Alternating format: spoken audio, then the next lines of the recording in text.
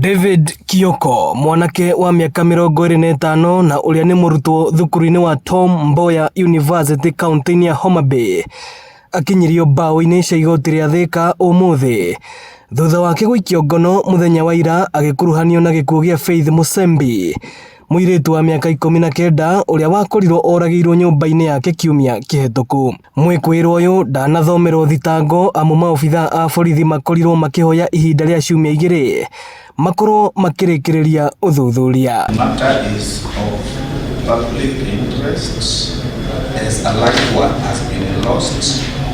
We allow the application the suspect to be held at Thika Police Station for 14 days. Kuringana na munene wa borithi Thika Lawrence Mushangi, kadi ya thimu ya mutigaire ni iranyitekanire na mwanake uyu.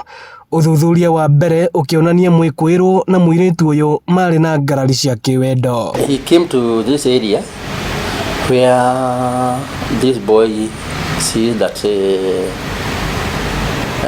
due to the frustration that this girl had other boyfriends, that's why he made a decision to eliminate the girl. Some of the things that we have recovered the SIM card of the girl, the SIM card that was used to send a message demanding for some cash from the mother. Aciari a Faith Musembi na uria urari na nda ya mieri 8 makienda uthuthuria uyu wikwo na ihenya. Serikali nalilia sana serikali,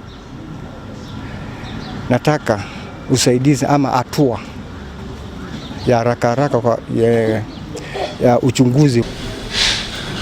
Family ya Faith Musembi iteketie ati kuhetukira igoti riri kihoto kia mwana wao ni giguthingatwo.